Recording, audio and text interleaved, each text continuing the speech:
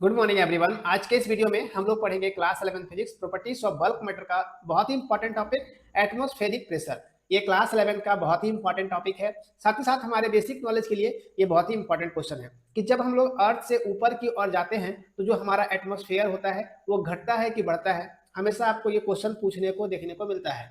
तो जब हम अर्थ से ऊपर की ओर जाते हैं तो जो हमारा एटमॉस्फेयर होता है वो घटने लगता है। जितना ही ऊंचाई पर हम पहुंचते जाएंगे धीरे धीरे एटमॉस्फेयर जो होता है वो घटते जाता है, कम होते जाता है। तो यहाँ पर जो एटमॉस्फेयर का डिफिनेशन निकल के आता है या फिर एटमॉस्फेयर क्या होता है, इस चीज को समझने के लिए आप इस पिक्चर को देख सकते हैं कि यहाँ पर P इक्वल्स टू F/A।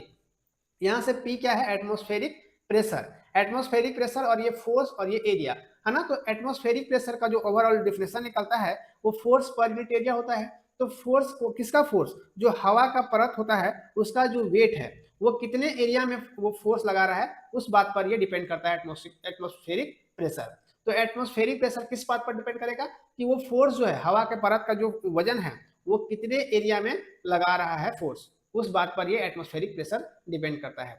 तो यहाँ पर एटमॉस्फेरिक प्रेशर का जो डिफिनेशन है, atmospheric pressure is the force per unit area exerted by the weight of the atmosphere. Atmosphere का जो वेट है, हवा का जो वजन का जो वजन के कारण जो फोर्स उस पर लग रहा है उसके पर यूनिट एरिया पर, वो एटमॉस्फेरिक प्रेशर होता है। तो जब हम लोग अर्थ सरफेस के, जो आपको यहाँ पर पिक्चर दिख रहा है ये अर्थ सरफेस का पिक्चर है। ये आपको रिवर के पास ये पूरा क्या है? आपका अर्थ सरफेस है। जैसे जैसे ही हम अर्थ से ऊपर की ओर बढ़ते जाते हैं तो वैसे ही वैसे मेरा एटमॉस्फेरिक प्रेशर कम होते चला जाता है, डिक्रीज होते चला जाता है, ठीक है। और एयर का जो प्रेशर है वो बढ़ते चला जाता है। यहाँ पर आप जो पिक्चर में देख रहे हैं, इस पिक्चर में आपको क्या समझ में आ रहा है कि यहाँ से आप जो पिक्चर देख रहे हैं एटमॉस्फेयर डिक्रीज होते हुए दिख रहा है और जो एयर प्रेशर है, एयर प्रेशर क्या हो रहा है? नीचे से ऊपर की ओर बढ़ रहा है। हवा का जो प्रेशर है वो बढ़ रहा है और एटमॉस्फेयर जो है वो धीरे धीरे डिक्रीज करता है। जितना आप ऊपर चलते जाओगे वैसे वैसे एटमॉस्फेयर जो होता है वो डिक्रीज करना शुरू कर देता है, ठीक है। अब यहाँ से जो इसका फॉर्मूला है, यहाँ से दोनों डिफरेंस सेम चीज है ना, इसमें आप कुछ नहीं करोगे। यहाँ पर जो हमारा फॉर्मूला है P इक्वल टू F/A, तो यहाँ से प्रेशर, P से क्या है प्रेशर और F से क्या है फोर्स और A से एरिया, है ना। तो इसको हम लोग कैसे मापते हैं, इसको आप यहाँ पर इस पिक्चर में भी देख सकते हैं। मेजर इन पास्कल, इसको हम लोग पास्कल में, जिसको हम लोग PA से डिनोट करते हैं पास्कल को, इसको हम लोग PA से पास्कल से डिनोट करते हैं। Air has mass and weight. Air का क्या होता है? मास होता है कुछ और उसका वेट भी होता है। Pressure decreases with height. जब जितना हाइट की और हम बढ़ते चले जाते हैं तो वहां पर जो एटमॉस्फेरिक प्रेशर है वो डिक्रीज करते चला जाता है धीरे धीरे। जैसे कि देखिए आप वहां पर सुनते होंगे हमेशा कि जो माउंट एवरेस्ट है वहां पर बहुत आदमी आधे रास्ते में ही मर जाते हैं, चढ़ नहीं पाते उसके हाइट पर। क्यों? तो एटमॉस्फेरिक प्रेशर जो होता है वो डिक्रीज करते आता है। जैसे जैसे हम ऊपर की ओर बढ़ते चले जाएंगे वैसे वैसे एटमॉस्फेरिक प्रेशर जो है वो डिक्रीज करते चला जाएगा, घटते चला जाएगा, ठीक है। तो इसको मापने के लिए P इक्वल टू F/A का फॉर्मूला से हम एटमॉस्फेरिक प्रेशर को माप सकते हैं आसानी से। यहाँ से ये एटमॉस्फेरिक प्रेशर हमारे लिए बहुत ही इंपॉर्टेंट है। तो 1 atm कहने का मतलब 1 atmospheric pressure is equal to 1.013 into 10 to the power 5 PA pascal. ये होता है, इसका वैल्यू आपको ऑब्जेक्टिव क्वेश्चंस में देखने को मिलता है। 1 atm equal to 1.013 into 10 to the power 5 pascal. ये तो हो गया इसका एटमॉस्फेरिक प्रेशर का डिफिनेशन ओवरऑल।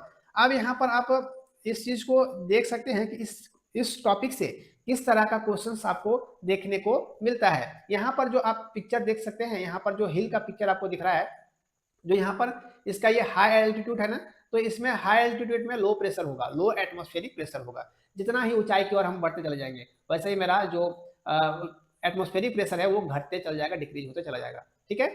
अब यहाँ से व्हाट इज एटमॉस्फेरिक प्रेशर, इस तरह का क्वेश्चन आपको एग्जाम में देखने को मिलता है। How is atmospheric pressure measured, है ना, हम कैसे एटमॉस्फेरिक प्रेशर को मेजर कर सकते हैं ये भी आपको यहाँ पर हम बताएं कि P इक्वल टू F/A, और इसको हम लोग पास्कल में मेजर करेंगे।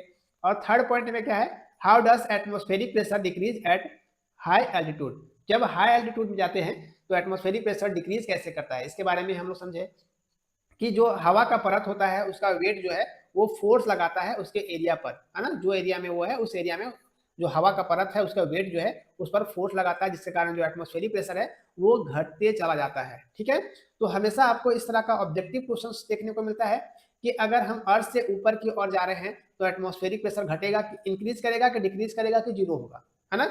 इस तरह का क्वेश्चन आपको देखने को मिलता है। तो आप इस टॉपिक को हमारे क्लास 11 के हिसाब से भी इंपॉर्टेंट है, साथ ही साथ जब हम लोग कोई कॉम्पिटिटिव एग्जाम्स का भी प्रिपरेशन करते हैं वहां पर भी आपको इस तरह का क्वेश्चन देखने को मिलता है। तो इस टॉपिक को आप फ्यूचर के लिए भी आप इस नोट्स के तौर पर आप इतना पूरा बना सकते हो। कहीं भी आपको अगर दिक्कत होता है बेझिझक आप लोग कमेंट कर सकते हो। इस तरह का वीडियोस, इस तरह का कंटेंट मेरे चैनल पर रेगुलर अपडेट आपको देखने को मिलता है, इसलिए आप मेरे चैनल को जरूर से सब्सक्राइब कर लें और वीडियो को जितना हो सके अपने दोस्तों के साथ शेयर करेंगे ताकि वो भी मेरे साथ जुड़ करके बेहतर से बेहतर तरीके से फिजिक्स पढ़ सकेंगे, सीख सकेंगे। और बेल आइकन को प्रेस कर लेना है जिससे मेरा अपडेट सुबह 10 बजे आता है, वो अपडेट सबसे पहले आप तक पहुंचे और आप उस वीडियो से लाभ उठा पाओ, सीख पाओ। मिलते हैं ऐसा ही मजेदार वीडियो के साथ, तब तक थैंक यू, टेक केयर, जय हिंद।